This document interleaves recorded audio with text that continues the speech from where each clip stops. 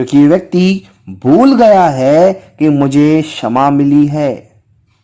मैं भी गंदा हूं, मैं भी गुनहगार हूं, मैं भी पापी हूं, मैं भी ऐसा व्यक्ति हूं। अरे यार, मैंने सुबह ही तो पाप किया और परमेश्वर ने मुझे क्षमा किया। सुबह सुबह मैंने गलती की, पाप किया, परमेश्वर ने मुझे माफ कर दिया। 12 साल से मैंने इतने पाप किए हैं, मसीह में आने के बाद भी परमेश्वर ने मुझे माफ किया है। हम भूल जाते हैं कि हम कैसे हैं। बोलो प्रेज द लॉर्ड, हालेलुया। सुनो ध्यान से, परमेश्वर का वचन आपके अंदर लाइट लाता है, ना आपके पति के अंदर, ना आपके पत्नी के अंदर, ना आपके बच्चों के अंदर, ना आपके मम्मी और डैडी के अंदर। जिसके अंदर वचन जाता है उसके अंदर लाइट आती है। जिसने क्षमा पाई है वो क्षमा करेगा ना।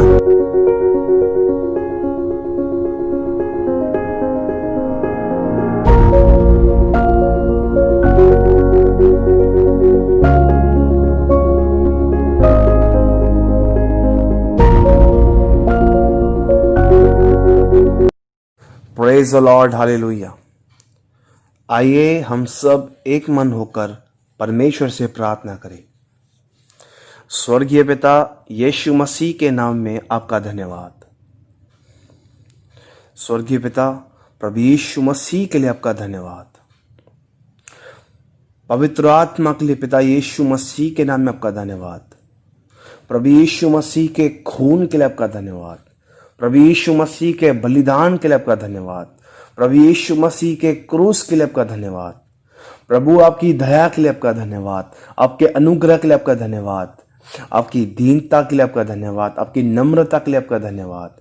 आप महान परमेश्वर हैं, आप अनुग्रहकारी हैं, दयालु परमेश्वर हैं, राजाओं के राजा, प्रभुओं के प्रभु हैं, आकाश और पृथ्वी के मालिक हैं, समुद्र और सारी चीजों को बनाने वाले परमेश्वर हैं, जो था, जो है, जो आने वाला है, जिसको छोड़ कोई परमेश्वर नहीं है, जो सर्वशक्तिमान परमेश्वर है।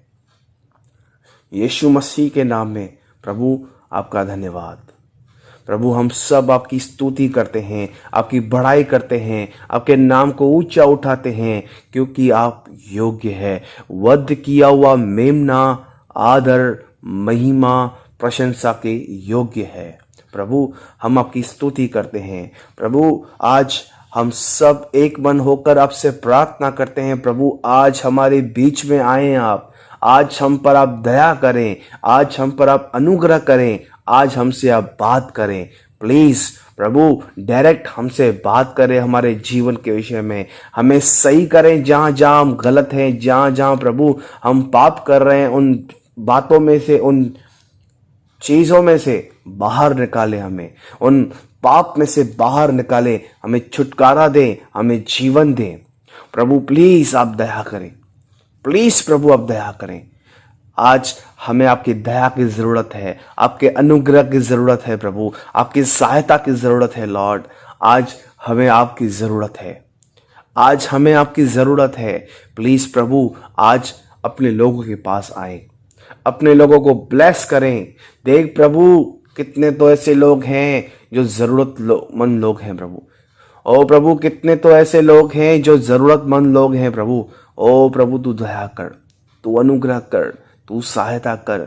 मेरे परमेश्वर मैं प्रार्थना करता हूं हर एक व्यक्ति के लिए प्रभु जी, तू हर एक व्यक्ति को ब्लेस कर।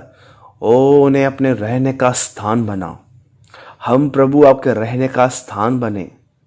प्रभु आपसे प्रार्थना करते हैं आज हमारे जीवन को, हमारे हृदय को, हमारे मन को बदल दे, हमें नया करें, हमें रिवाइव करें, हमें जिंदा करें, वचन के द्वारा हमें रिवाइव करें। तो हम पर दया कर, हम पर अनुग्रह कर। आज के वचन के लिए हमारी बुद्धि को, समझ को खोल दे, हम पर दया करें प्रभु। हम आपको सारी महिमा और सारा आदर देते हैं।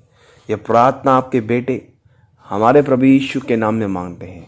आप सुने और दया से कबूल करें हमारे स्वर्गीय पिता। आमीन, आमीन, आमीन।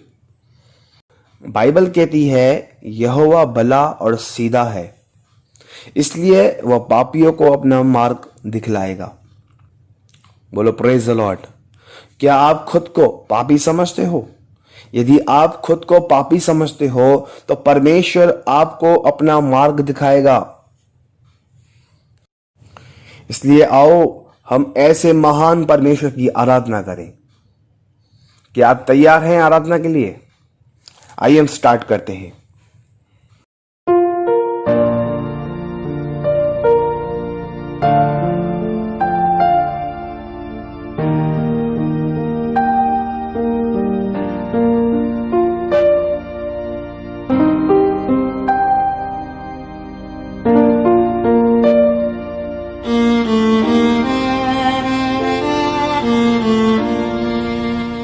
धन्यवाद के साथ स्तुति गाऊंगा, है यीशु मेरे खुदा।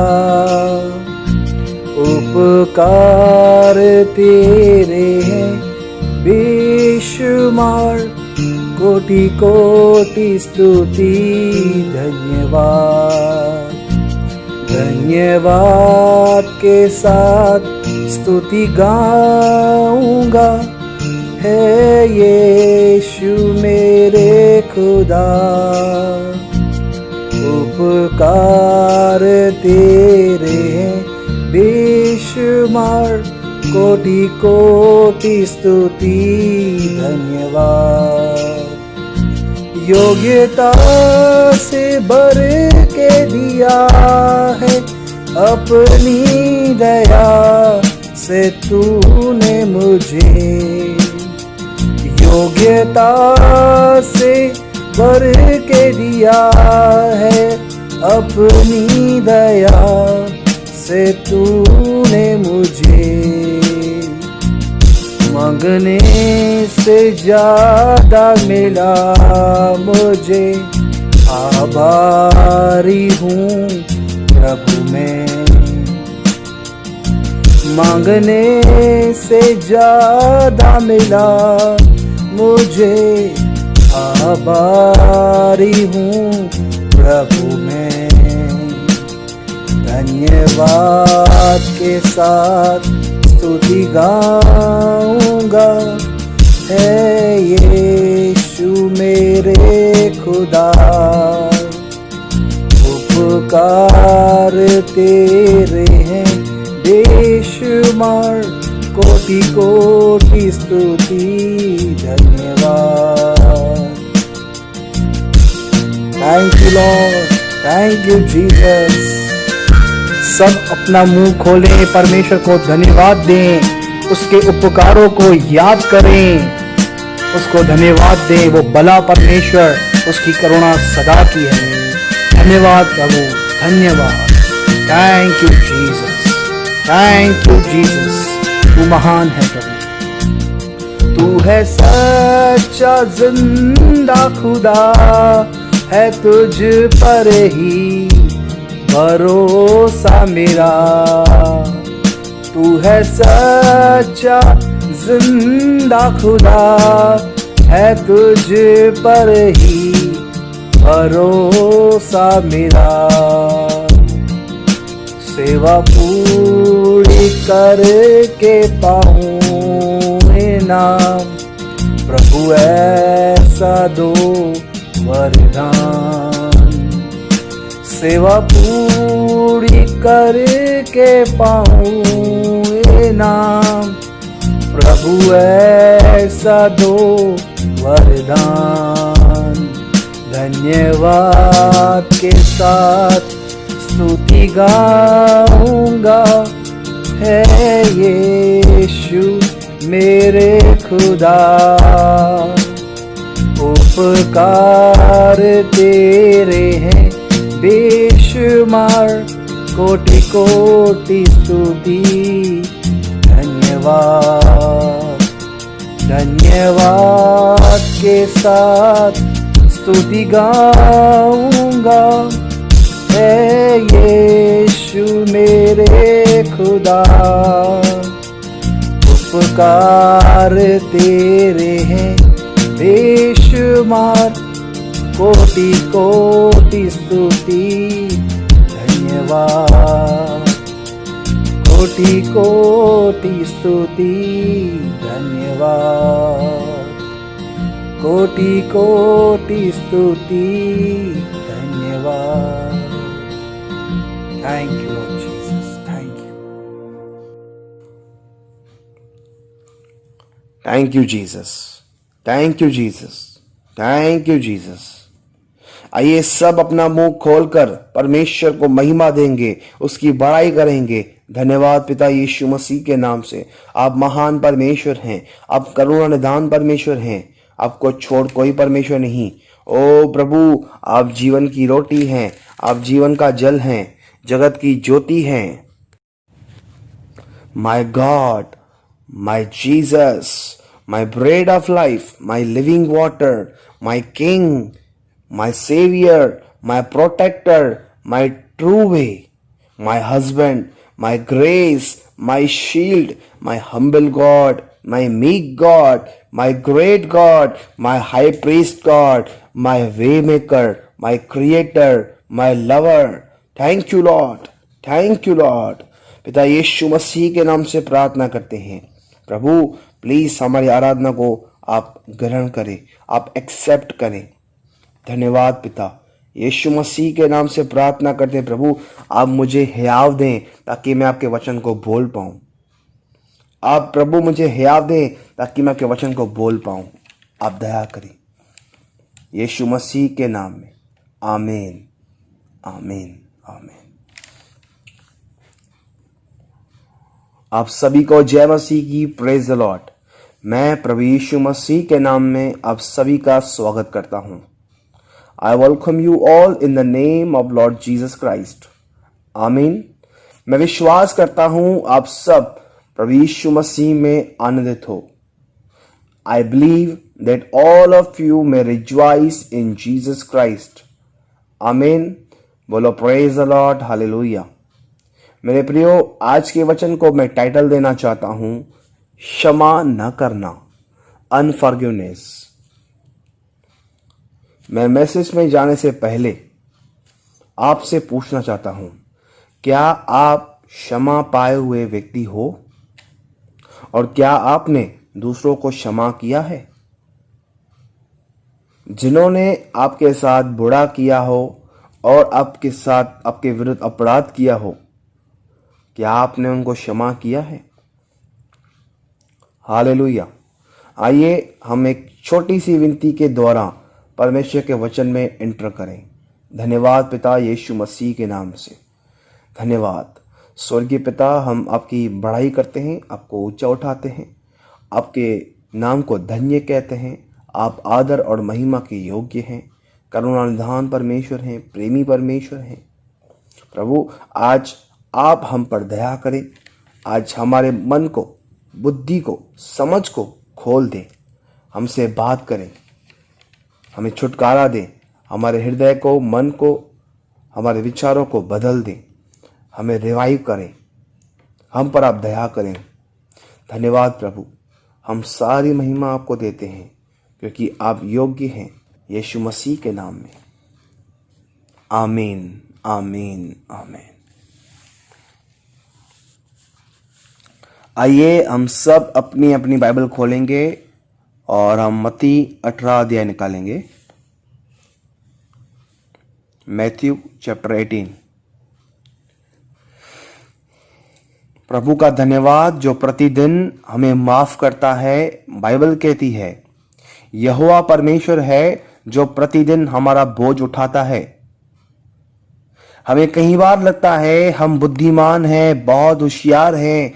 कई बार तो हमें ऐसे लगता है कि हम दूसरे से भी बहुत अच्छे हैं, लेकिन ये सारी बातें रुकावट है हमारे लिए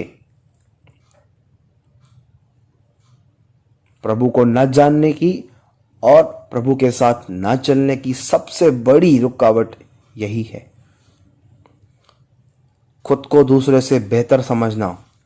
कई बार हम कहते हैं प्रभु का धन्यवाद कि हमारा बहुत अच्छा प्रार्थना जीवन है। आप जानते हैं कि परमेश्वर की दया के बिना आप प्रार्थना भी नहीं कर सकते हो। बहुत सारे लोग हैं मसीह में, वो चाहते हैं प्रार्थना करें, लेकिन वो दया नहीं है उनके पास। 15 मिनट, 10 मिनट, 5 मिनट प्रार्थना करके चले जाते हैं। उनका मन ही नहीं लगा रहता उन बातों में, क्योंकि कहीं और मन लगा हुआ है उनका। आप प्रार्थना कर रहे हैं, ये परमेश्वर की दया है। आप वचन पढ़ रहे हैं, ये परमेश्वर की दया है। ये परमेश्वर की दया है। आप चर्च आ रहे हो, ऑनलाइन में मीटिंग सुन रहे हो, यूट्यूब पे मीटिंग सुन रहे हो, ये परमेश्वर की दया है। Praise the Lord. इसलिए आप अपने ऊपर घमंड ना करना कि शायद आप अच्छे हैं। नहीं, यीशु मसीह हमारी धार्मिकता है। प्रभु यीशु मसीह हमारी धार्मिकता है। यदि हम अपनी दृष्टि में अच्छे हैं तो हमारा सबसे बड़ा प्रॉब्लम यही है। याद रखना, यदि आप अपनी दृष्टि में बहुत अच्छे हैं तो जीसस के और आपके बीच में सबसे बड़ी रुकावट यही है। शैतान नहीं है, यही है। आप जानते हो, 2 व्यक्ति मंदिर में गए। एक कहता है मैं दशमांश भी देता हूं, मैं प्रार्थना भी करता हूं, उपवास भी करता हूं, इसे अच्छी बातों पे घमंड है। लेकिन दूसरा व्यक्ति कहता है कि मुझ पापी पर दया कर। और बाइबल कहती है, जीसस ने कहा, यही व्यक्ति धर्मी ठहराया गया और अपने घर गया। परमेश्वर हमें धर्मी खड़ा करता है। इंसान के सामने मुझे धर्मी बनने की जरूरत नहीं है। मुझे परमेश्वर के सामने धर्मी बनने की जरूरत है। बोलो प्रेज द लॉर्ड, हालेलुया। क्योंकि परमेश्वर धर्मी बनाएगा। परमेश्वर ही है जो बोलता है ये व्यक्ति धर्मी है और ये व्यक्ति अधर्मी है।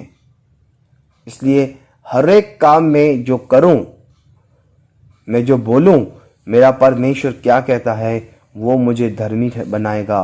वो मुझे देखता है। बोलो प्रेज द लॉर्ड। इसलिए आप परमेश्वर के विषय में सोचें, और जब कोई काम करते हैं तब परमेश्वर के विषय में सोचें, क्या ये मेरे परमेश्वर को पसंद है? ठीक है। Praise the Lord, hallelujah. मैं विश्वास करता हूं परमेश्वर आपसे जरूर बात करेगा आज। हम मत्ती 18 अध्याय उसका 21 से पढ़ेंगे। हम सब ने इस दृष्टांत को पढ़ा है, लेकिन प्रभु मुझे और आपको इनमें से कुछ और सिखाना चाहता है, ताकि हमें लाइट मिले। क्योंकि परमेश्वर का जो वचन है वो लाइट लेकर आता है, और लाइट में हमको दिखाई देता है। मैं फिर से बोलता हूं, ध्यान से सुनिए। परमेश्वर का वचन लाइट लेकर आता है, और उस लाइट में हम देख सकते हैं कि हम कैसे हैं। यीशु मसीह जगत की ज्योति है। यूहन्ना कहता है, जीसस की गवाही देता है परमेश्वर के वचन के लिए। परमेश्वर के वचन के लिए गवाही देता है। वो कहता है, मैं ज्योति की गवाही देने आया हूं। और ज्योति जो है वो एक काम करती है। सबसे पहले जिस रूम में बल्ब लगा हुआ रहता है, उस रूम में लाइट आती है, बाद में दूसरे रूम में। आमीन। तो ये वचन सुन के आप ये ना सोचें कि आप अपने फैमिली के बारे में बात हो रही है, या ये वचन किसी और के लिए बात चल रही है। वचन सिर्फ आप सुन रहे हो, और ये वचन आपको रोशनी देगा। ये वचन मुझे रोशनी देगा। पहले हमेशा इस एटीट्यूड से वचन पढ़ें, इस एटीट्यूड से वचन सुने, नहीं तो आप धोखे में आ जाएंगे, आप फंस जाएंगे, आप डिस्टर्ब हो जाएंगे। परमेश्वर का वचन लाइट लेकर आएगा आपके अंदर, ताकि आपको आपके लिए परिचय कराए कि आप कैसे हैं। ठीक है। यदि आप ये वचन इस तरह से नहीं सुनेंगे तो ये पूरा टाइम आपका काम का नहीं है। आप फंस जाएंगे, आप धोखे में आ जाएंगे। बोलो प्रेज द लॉर्ड। सेनाओं का यहोवा हमारे संग है, याकूब का परमेश्वर हमारा ऊंचा घर है। और वही परमेश्वर ज्योति भी बनेगा, और वही परमेश्वर हमें आज़ाद भी करता है। आमीन। आइए हम पढ़ेंगे मत्ती 18 अध्याय उसका 21 से। तब पतरस ने पास आकर उससे कहा, पतरस प्रभु यीशु मसीह का चेला यीशु मसीह के पास आके कहता है, हे प्रभु, यदि मेरा भाई अपराध करता रहे तो मैं कितनी बार उसे क्षमा करूं? Praise the Lord. आप में से कितनी फैमिलीज के अंदर और कितने लोगों के अंदर यह सवाल है, यार मैं कितना सहन करूं? लिखा है, यदि मेरा भाई अपराध करता रहे कंटिन्यू तो मैं कितनी बार उसे क्षमा करूं? पतरस क्वेश्चन पूछता है, क्या 7 बार तक?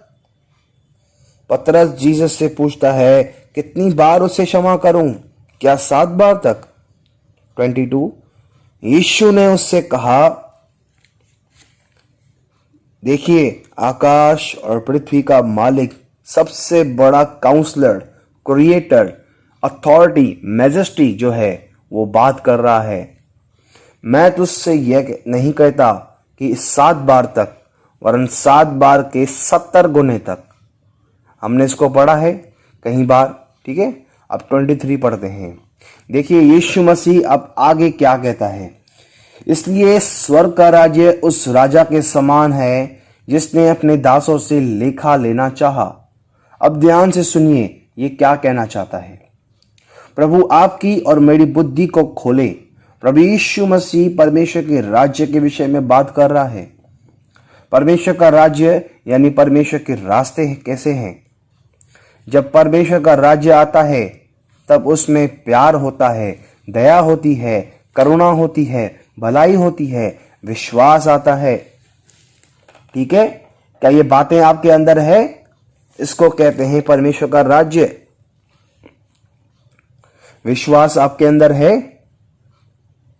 क्षमा, दया आपके अंदर है, इसको कहते हैं परमेश्वर का राज्य। ऑफ कोर्स आप बहुत अच्छी प्रार्थना करते हैं, प्रभु का धन्यवाद, आप बहुत अच्छी बाइबल पढ़ते हैं, लेकिन क्या आपके अंदर शांति है? क्या आपके अंदर भलाई है?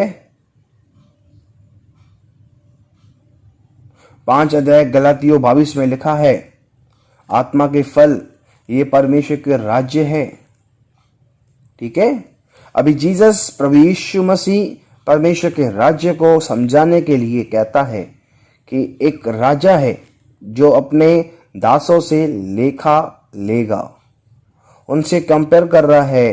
देखो जीसस हमें परमेश्वर के विषय में सिखाना चाहता है, परमेश्वर के राज्य में क्या होता है, परमेश्वर के तरीकों में क्या होता है,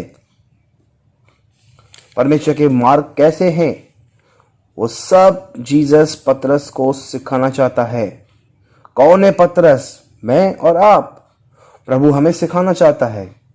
ठीक है, प्रेज द लॉर्ड। इसलिए ध्यान से सुने क्योंकि ये बातें परमेश्वर की हैं। यीशु मसीह कह रहा है, ये बातें परमेश्वर के राज्य के साथ कनेक्टेड हैं, यानी ये बातें जानना, समझना, सीखना जरूरी है। ओके, 24 देखो क्या लिखा है। जब वह लेखा लेने लगा तो एक जन उसके सामने लाया गया जो 10,000 तोड़े का कर्जदार था। प्रभु यीशु दुष्टांत बता रहे हैं पतरस को। स्वर्ग के राज्य उस राजा के समान है जिसने अपने दासों से लेखा लेना चाहा। जब वह लेखा लेने लगा, एक जन उसके पास लाया गया जो 10,000 तोड़े का कर्जदार था। जो मेन बात है हम उसमें देखेंगे 25। जबकि चुकाने को उसके पास कुछ न था तो उसके स्वामी ने कहा, यह और इसकी पत्नी और बाल बच्चे और जो कुछ इसका है सब बेचा जाए और कर्ज चुका दिया जाए। 26। इस पर उस दास ने गिरकर उसे प्रणाम किया और कहा, हे स्वामी धीरज धर, मैं सब कुछ भर दूंगा। 27। तब उस दास के स्वामी ने तरस खाकर उसे छोड़ दिया और उसका कर्ज भी क्षमा किया। बोलो प्रेज द लॉर्ड, हालेलुया। क्या आप समझ रहे हो? इतना हमने पढ़ा है, स्टडी की है। और मैं विश्वास करता हूं आप जानते हैं इस बात को। इसका कर्जा था 10 लाख, एग्जाम्पल बोल रहा हूं मैं। इसके ऊपर लोन था, इसके ऊपर बर्डन था, और जब इसने गिड़गिड़ा कर विनती की, प्रार्थना किया, तो राजा ने, उसके स्वामी ने तरस खाकर उससे छोड़ भी दिया और उसका कर्जा भी माफ कर दिया। ठीक है, अब आते हैं 28 में। अब ये व्यक्ति माफी पाया हुआ व्यक्ति है, अब ये व्यक्ति आजाद व्यक्ति है, अब ये व्यक्ति दया पाया हुआ व्यक्ति है, ये कर्जे से मुक्त हो गया।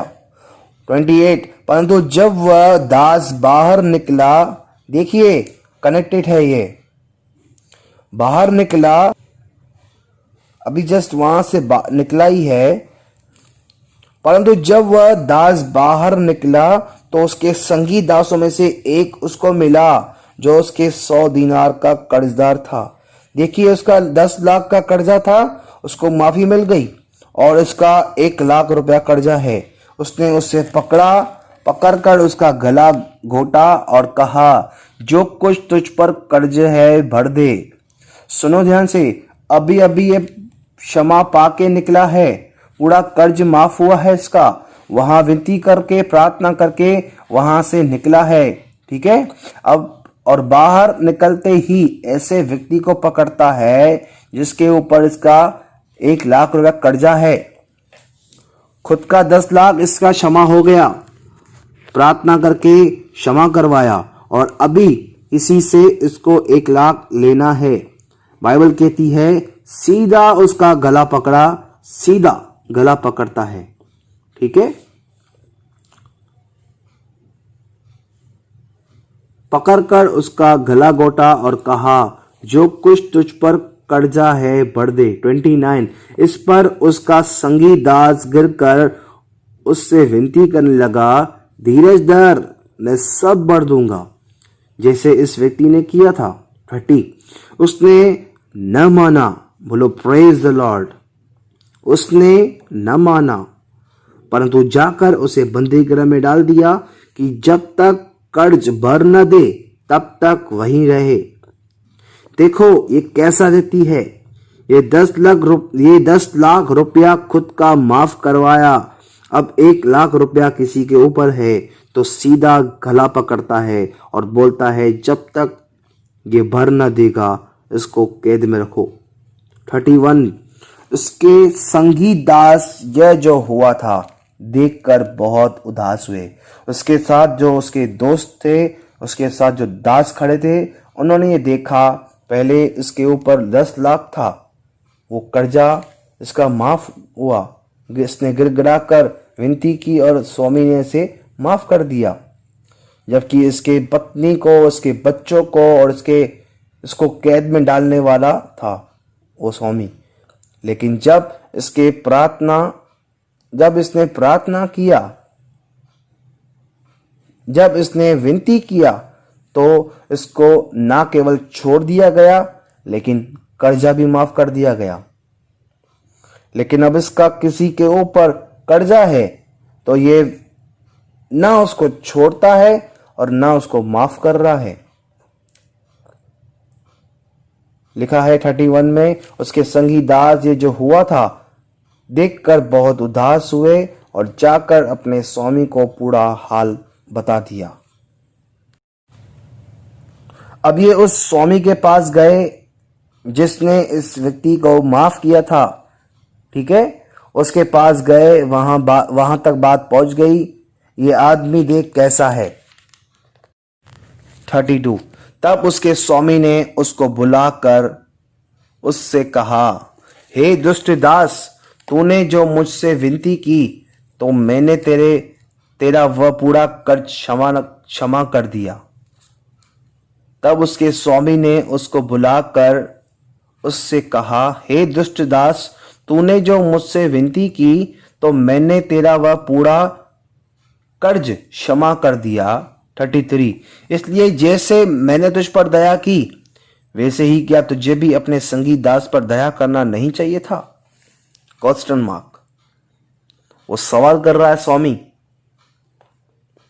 34 और उसके स्वामी ने क्रोध में आकर उसे दंड देने वालों के हाथ में सौंप दिया कि जब तक वह सब कर्ज भर न दे तब तक उनके हाथ में रहे।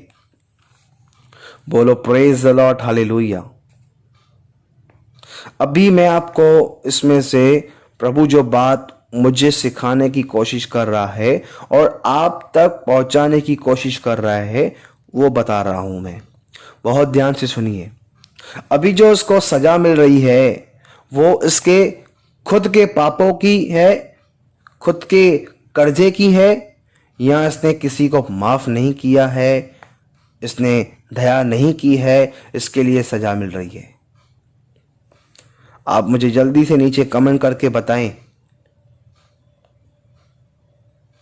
कोई बताएं मुझे इसको सजा किस लिए मिल रही है। आप समझ रहे हो? हम देखते हैं कि जिस स्वामी ने इसको माफ किया था, जिस स्वामी ने इसको छोड़ दिया था, जिस स्वामी ने इसके बच्चों को, इसकी पत्नी को, सबको छोड़ दिया, उसी स्वामी ने इसको कैद में डाल दिया। अभी इसका कोई इस पे कर्जा नहीं है क्योंकि इसकी तो माफी हो मिल गई ना उनको, क्योंकि उसकी तो माफी मिल गई, उसने तो माफ कर दिया, फिर क्यों पकड़ा? एक ही रीजन से पकड़ा कि अभी आदमी अपने अपराध करने वाले को छोड़ने के लिए तैयार नहीं है। सच में उसने अपराध किया, जिसका इसने गला पकड़ा उसने अपराध किया है, लेकिन ये उसका गला पकड़ता है और कैद में डालता है। तो इसके स्वामी को ये बात हजम नहीं हुई, इसके स्वामी को ये बात पसंद नहीं आई कि जब मैंने तेरे सब अपराधों को क्षमा किया, सारे 10 लाख क्षमा किए, तो फिर तूने इससे क्षमा क्यों नहीं किया? इसलिए उसको फिर से पकड़ लिया गया और उसको सजा दी गई। देखो 33 में क्या लिखा है, इसलिए जैसे मैंने तुझ पर दया की वैसे ही क्या तुझे भी अपने संगी दास पर दया करना नहीं चाहिए था। 34 और उसके स्वामी ने क्रोध में आकर उसे दंड देने वालों के हाथ में सौंप दिया कि जब तक वह सब कर्ज भर न दे तब तक उनके हाथ में रहे। अब ये वापस प्रॉब्लम में आ गया और इसका प्रॉब्लम इसके जीवन में आने का कारण कि यह व्यक्ति दूसरों के शब्दों को अपने अंदर रखता है और उन्हें माफ नहीं करता है, पुरानी बातें लेकर अपने अंदर स्टोर करता है, उन्हें माफ नहीं करता है। ये आदमी खुद क्षमा पाया हुआ, दया पाया हुआ है, लेकिन ये किसी न किसी को पकड़ के रखा हुआ है अपने अंदर कि मैं क्षमा नहीं करूंगा। आप समझ रहे हो? अभी मेरा दूसरा क्वेश्चन आपसे, क्यों क्षमा नहीं कर पा रहा है ये व्यक्ति? क्या रीजन है? आप मुझे बताएं, कमेंट कर सकते हैं हम नीचे। आप मुझे बताएं क्या रीजन है जो ये व्यक्ति क्षमा नहीं कर पा रहा है? क्यों नहीं क्षमा कर पा रहा है? क्यों दया नहीं कर पा रहा है उस व्यक्ति के साथ जिसने अपराध किया है? बाकी सब पर हम दया करते हैं क्योंकि उन्होंने ना हमको कुछ बोला है और ना हमारे विरुद्ध कोई बात बोली है। सुनिए ध्यान से, ये बात मैं जो बोल रहा हूं अभी आप सभी के जीवन में काम आएगा, मेरे जीवन में भी काम आएगा, क्योंकि ये व्यक्ति भूल गया है कि मुझे क्षमा मिली है। मैं भी गंदा हूं, मैं भी गुनहगार हूं, मैं भी पापी हूं, मैं भी ऐसा व्यक्ति हूं। अरे यार, मैंने सुबह ही तो पाप किया और परमेश्वर ने मुझे क्षमा किया। सुबह सुबह मैंने गलती की, पाप किया, परमेश्वर ने मुझे माफ कर दिया। 12 साल से मैंने इतने पाप किए हैं, मसीह में आने के बाद भी परमेश्वर ने मुझे माफ किया है। हम भूल जाते हैं कि हम कैसे हैं। बोलो प्रेज द लॉर्ड, हालेलुया। सुनो ध्यान से, परमेश्वर का वचन आपके अंदर लाइट लाता है, ना आपके पति के अंदर, ना आपके पत्नी के अंदर, ना आपके बच्चों के अंदर, ना आपके मम्मी और डैडी के अंदर। जिसके अंदर वचन जाता है उसके अंदर लाइट आती है। जिसने क्षमा पाई है वो क्षमा करेगा ना। चलिए, मैं मानता हूं मैं पापी हूं, मैं गुनहगार हूं, परमेश्वर मुझे सालों से सहन करता है, लेकिन यदि मुझे परमेश्वर से माफी नहीं मिली है तो मैं भी किसी को माफ नहीं कर सकता हूं। लाइट का काम है मेरे अंदर रोशनी देना, और जब आपके जीवन में लाइट आता है तो आपका फैमिली देखता है और तब जीसस की महिमा होती है और धन्यवाद देते हैं। लेकिन यदि आपके अंदर प्रॉब्लम चल रहा है तो ना माफ कर सकेंगे आप और ना प्यार कर पाएंगे किसी को, क्योंकि आपको ऊपर से माफी नहीं मिली है, परमेश्वर से माफी नहीं मिली है। तो आपको पहले परमेश्वर के साथ सही होना है, वहां पर आपको क्लियर होना है, मान लेना है कि मैं गुनहगार हूं। यदि आपको ये लग रहा है कि मैंने कोई पाप नहीं किया है तो यूहन्ना कहता है तुम झूठे हो, तुम परमेश्वर को झूठा बोल रहे हो। यदि हम कहें कि हम में कोई पाप नहीं तो हम परमेश्वर को झूठा ठहराते हैं। बोलो praise the Lord, hallelujah. Bible कहती है कोई धर्मी नहीं है। यदि आपके अंदर ये ख्याल भी नहीं है कि आप कैसे हैं तो आपका मसीह जीवन स्टार्ट ही नहीं हुआ है। भले आप 10 साल से 12 साल से पहले आए हैं, आपकी स्टार्टिंग नहीं हुई है। आप बाइबल पढ़ रहे हो, प्रार्थना कर रहे हो, लेकिन आपको ये पता ही नहीं है कि आप कैसे हो, तो आपकी स्टार्टिंग ही नहीं हुई है। और परमेश्वर ने आप पर कितनी बड़ी दया की है तो आप जानते ही नहीं हो। आप किसी को भी माफ नहीं कर पाएंगे। आपके अंदर इतने बुरे बुरे ख्याल रहेंगे, लोगों के शब्द रहेंगे, लोगों के एटीट्यूड रहेंगे, और आप इन्हीं बातों पे जीवन बिताएंगे। जबकि मसीह मेरे अंदर होना चाहिए। आप दूसरों को चेंज करने की कोशिश करेंगे, लेकिन आपको होश नहीं रहेगा कि आप कैसे हो, क्योंकि लाइट नहीं है। लाइट आएगी तो शुरुआत होगी ना। वो ज्योति है, उसमें कोई अंधकार नहीं है, और जो कहता है मैं उसके साथ सहभागिता रखता हूं, वो भी ज्योति के समान चलता है। जब तक आपका ध्यान औरों पे है, दूसरों पे है, तो आपने शुरुआत नहीं किया है। मसीह ने आपसे प्यार किया है, आपके फैमिली से भी वो अलग है, और वो आप में इंटरेस्टेड है। मसीह आपके अंदर इंटरेस्टेड है। पहले ये जाने कि परमेश्वर आपके जैसे गंदे व्यक्ति को प्रतिदिन कितना माफ करता है, तो आप किसी को माफ कर सकेंगे। इस व्यक्ति का 10 लाख माफ किया गया, इसकी पत्नी का, इसके बच्चों को छोड़ दिया गया, और बाहर निकलते ही दूसरे का गला पकड़ता है। क्यों? तू भूल गया है तू कैसा था, तुझे क्यों माफी मिली, तू भूल गया है।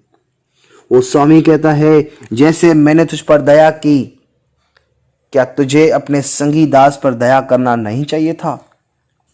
ये भूल गया, इसे याद ही नहीं है, इसकी वजह से ये किसी दूसरे पर दया नहीं कर पा रहा है, दूसरे को क्षमा नहीं कर पा रहा है, और भी बहुत सारे रीजन हो सकते हैं, लेकिन ये एक ऐसा रीजन है जो मेन रीजन है।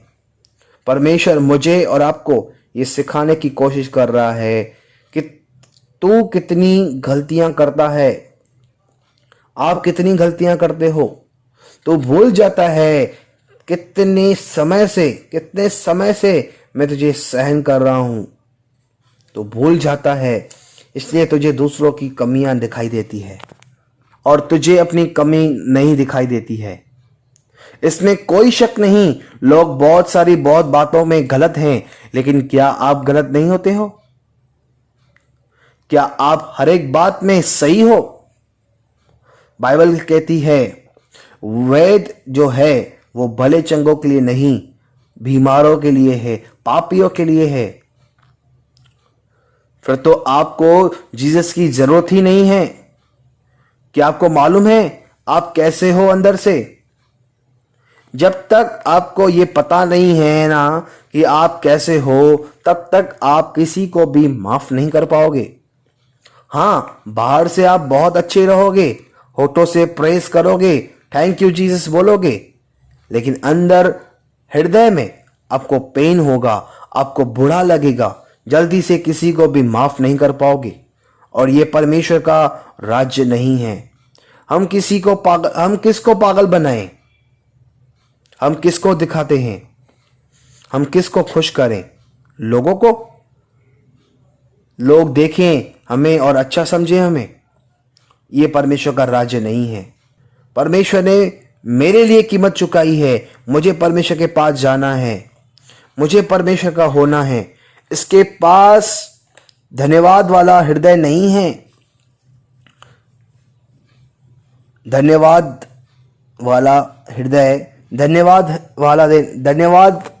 वाला हृदय means thanks giving heart means.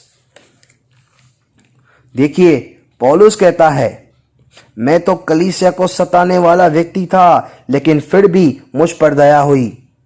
पौलुस भूलता नहीं है कि वो कैसा व्यक्ति था, वो भूलता नहीं है। पौलुस कहता है सबसे बड़ा पापी मैं हूं। बोलो प्रेज द लॉर्ड, हालेलुया। क्या आप समझ रहे हो? आइए हम लास्ट वचन पढ़ते हैं 35। लिखा है इसी प्रकार यदि तुम में से हर एक अपने भाई को मन से क्षमा न करेगा, तो मेरा पिता जो स्वर्ग में है तुमसे भी वैसा ही करेगा। मैं आपसे पूछना चाहता हूं, आपके जीवन में ऐसे लोग हैं जिनको आपने माफ नहीं किया हो? देखो, आज का वचन आपके पास आया है, मेरे पास आया है। आज परमेश्वर के सामने उन सारे लोगों को माफ कर दीजिए और फिर परमेश्वर आपको माफ कर देगा। ये परमेश्वर के काम का पैटर्न है। परमेश्वर इस तरीके से काम करता है। यदि आपको माफी चाहिए तो आप उन लोगों को माफ करो जिन्होंने आपके विरुद्ध पाप किया हो, जिन्होंने आपको सताया है, और जो सता भी रहे हैं उनको आप माफ करो। उन लोगों को आप ब्लेस करो, उन्हें माफ करो। ठीक है, आइए हम प्रार्थना करें। धन्यवाद पिता, धन्यवाद प्रभु। स्वर्गीय पिता, यीशु मसीह के नाम में हम सब आपके सामने घुटना टेकते हैं, आपके नाम को धन्यवाद कहते हैं, आपके नाम को धन्य कहते हैं, क्योंकि सच में आपका वचन हमारे पास आया। आज आपने हमसे और मुझसे आपने बात किया। आज प्रभु आपने हमें सिखाया कि यदि हम अपने अपराधियों को क्षमा न करेंगे तो आप भी हमें क्षमा न करेंगे। प्रभु, आज हम आपसे प्रार्थना करते हैं इस वचन के अनुसार हमारे जीवन में काम करें, हमें अनुग्रह दें, हमें मदद करें, हमें दया दें, ताकि हम उन सारे लोगों को माफ कर पाएं जिन्होंने हमारे विरुद्ध अपराध किया है। आज हम पर आप दया करें, हमारी आप मदद करें, हमारी आप सहायता करें। प्रभु, धन्यवाद आपके वचन के लिए। ये प्रार्थना आपके बेटे हमारे प्रभु यीशु के नाम में मांगते हैं। आप सुने और दया से कबूल करें, हमारे स्वर्गीय पिता। आमीन, आमीन। Praise the Lord, hallelujah. आप में से ऐसे लोग हैं जो बीमार हैं, जो किसी दुष्ट आत्माओं के अंदर फंसे हुए हैं। आइए मैं उन लोगों के लिए प्रार्थना करने जा रहा हूं जो बीमार हैं, जिनके घरों में तकलीफें हैं। अपना दाहिना हाथ परमेश्वर के सामने ऊपर उठाएं, अपनी आंखें बंद करें। स्वर्गीय पिता, यीशु मसीह के नाम में मैं आपसे प्रार्थना करता हूं आपके लोगों के लिए प्रभु जी। प्रभु देख उनमें से कितने से ऐसे लोग हैं जिनके घरों में तकलीफें हैं, जिनके घरों में खाने के लिए नहीं है प्रभु। प्रभु कितने तो ऐसे लोग हैं जिनको फाइनेंशियल प्रॉब्लम है। प्रभु कितने तो ऐसे लोग हैं जो बीमार रहते हैं, सालों से बीमारियों में हैं प्रभु। प्रभु कितने तो ऐसे लोग हैं जो प्रभु अननेसेसरी सफर कर रहे हैं। प्रभु कितने तो ऐसे लोग हैं जो दुष्ट आत्माओं में फंसे हुए हैं, उनको झगड़ा गया है, वो बंधनों में हैं, अंधकार में हैं, वो निकलना चाहते हैं पर निकल नहीं पा रहे हैं। वो ठीक रहना चाहते हैं, चंगे होना चाहते हैं पर चंगे नहीं हो पा रहे हैं। प्रभु आज मैं उन सारे लोगों के लिए प्रार्थना करता हूं प्रभु, आपकी दया, आपका अनुग्रह उन व्यक्तियों पे आए, उन फैमिलीज पे, उन घरों पे आए प्रभु। अपनी दृष्टि कर उन पर प्रभु आज। प्रभु आज उन्हें सिमरण कर प्रभु, आज उन पर दया कर। हर एक व्यक्ति को जो बीमार हैं यीशु मसीह के नाम में चंगा कर दे प्रभु। ओ प्रभु, जिनके घरों में तकलीफें हैं, जिनके घरों में फाइनेंशियल तकलीफें हैं, यीशु मसीह के नाम में आप ब्लेस करें, उनके लिए रास्ते खोले प्रभु। प्रभु आप हर एक व्यक्ति पर दया करें, उनकी जरूरतों को पूरा करें, आप अनुग्रह करें, आपके नाम की महिमा करें प्रभु। मैं इन सारे लोगों को, सारी फैमिलीज को तेरे हाथ में सौंपता हूं प्रभु। ये प्रार्थना आपके बेटे हमारे प्रभु यीशु मसीह के नाम से मांगते हैं, आप सुने और दया से कबूल करें हमारे स्वर्गीय पिता। आमीन, आमीन, आमीन। आइए हम आखिरी ब्लेसिंग भी लेंगे। प्रभु यीशु मसीह का अनुग्रह और पिता का प्रेम और पवित्र आत्मा की सहभागिता प्रभु यीशु मसीह के वापस बादलों पर आने तक हम सबके साथ होती रहे और बढ़ती रहे। प्रभु के लोग कहेंगे आमीन, आमीन, आमीन। Praise the Lord, hallelujah. God bless you all. God bless you. God bless you all.